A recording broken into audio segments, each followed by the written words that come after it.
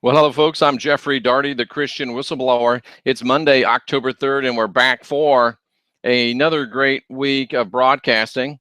And I'm sitting here with the Plastic Jesus t-shirt, and I get a lot of requests of where can I get the Plastic Jesus t-shirt. Well, you can get the Plastic Jesus t-shirt just this simply. Go to my website, jeffreydarty.com, and you can see that below. And then all you have to do is you see everything on the side here.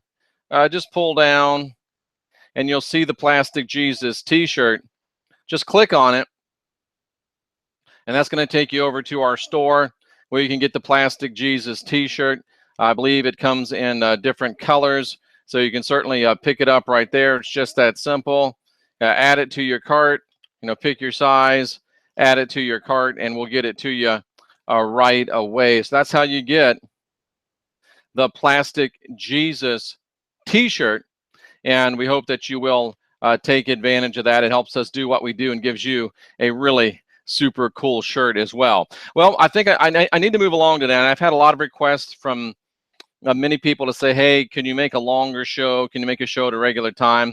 Probably going to do that, trying to keep things to what my data tells me I need to keep them to. We have about a 10-minute average view time on YouTube, so we try to keep it into that time frame. But anyway, real quickly, super clear we've been that there's two different narratives within the New Testament. That's what my book, Diamond New Testament, is all about. It shows that when viewed in its proper chronological order, there's really two narratives in the New Testament. One of the original Yeshua movement and one of the Neo-Paulinian movement created by Rome and created by the Lord. It's very simply, the New Testament was a Twitter war, was an epic battle between the forces of the original Yeshua movement and the forces of Paulianity. That's why it was jumbled. The New Testament that you know is completely, totally, 100% out of chronological order. And the reason that it is because history being written by the winners, they have jumbled that book so you will not know,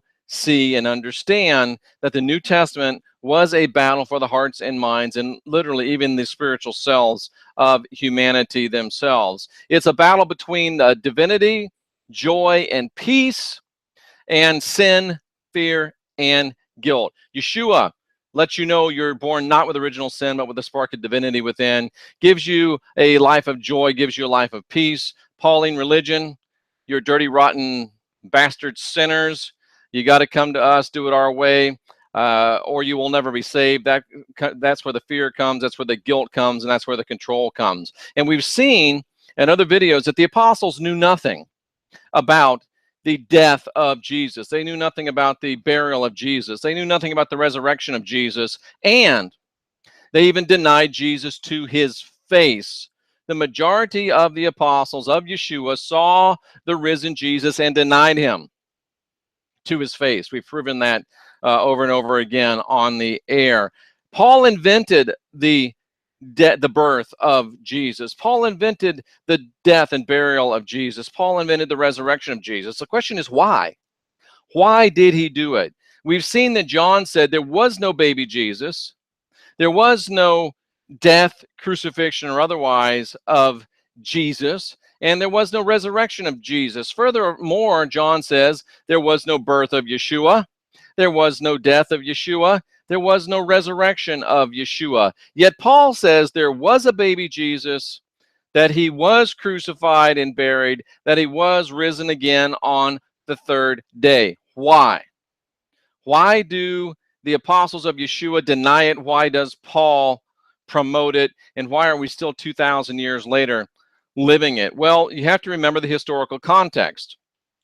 The Roman Empire at that time was beginning to really feel, and really the beginnings of its apparent end were already at hand. They were suffering the distresses of maintaining a world empire.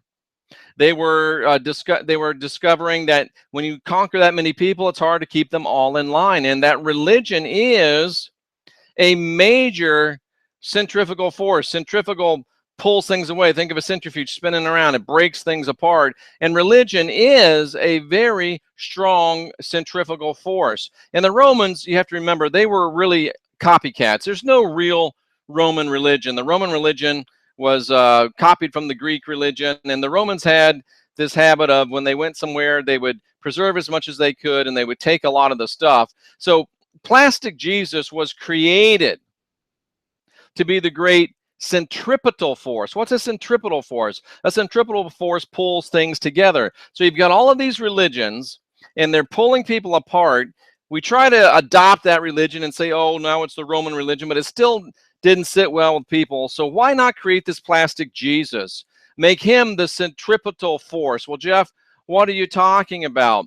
What if we created a God that was just like all the other gods, but he was better than all the other gods? So all your gods get to be recognized as saints, but there's really a new God, a better God. And guess what? He's a Roman God. Paul put Jesus into the pantheon. Jeff, what in the world is the pantheon? I got to remember that we don't do very well in history, and we don't do much study anywhere else. So a pantheon basically is a collection of gods that is believed by a culture. And if you go to Wikipedia and you look up pantheon, you'll see what a pantheon is. And whoops, you don't want to do that. You'll see what a pantheon is. And then if you pull down, you'll see that there's pantheons of just about every culture. Look at that: African, Armenian, Aztec, German, Roman, Slavic, Sumerian. And as you look at these pantheons, something that will be shocking if you're a Christian and you think it's the unique, wonderful, never heard before kind of a thing. Why did Paul say that Jesus was born as a baby, and why did the apostles deny it so vociferously? Why? Because there's at least 50 other gods in the pantheon that were born of a virgin on December 25th in a manger with attending shepherds, with wise men bringing gifts, with bright shining stars in the heaven. At least 50 of them. That's why John said, no. He wasn't born as a baby. And that's why Paul said, yeah. He's just like all the other gods. Why a crucifixion? Well, there's over 50 other gods in the pantheon that were crucified. That's right. Crucified, died as saviors, quote unquote. Why a resurrection? There's over 50 other gods in the pantheon that had a resurrection about that same time of year.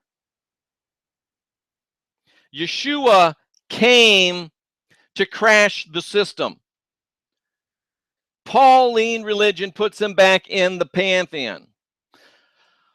Pauline religion killed the original Yeshua movement, killed the original Yeshua, and convinced us that Yeshua is part of that which he fought against.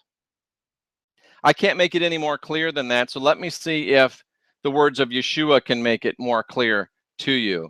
This is from my book, Final Message of the Last Apostle, and we're just going to read straight from the text there, and it does quote the original Greek, so you can go ahead and look in that as well. These are the words of Yeshua, and it's in John 6:63, as you can see. He said, "It's the spirit that quickeneth, the flesh profiteth nothing. The words I speak to you, they're spirit, and they are life." John quoting Yeshua, and what he literally said in the Greek language was, what he literally said was, in the Greek language, and this just shows you how it is when you've got live radio. You get yourself into this place. He says that my flesh, my body, my human nature, and my material essence is of no benefit.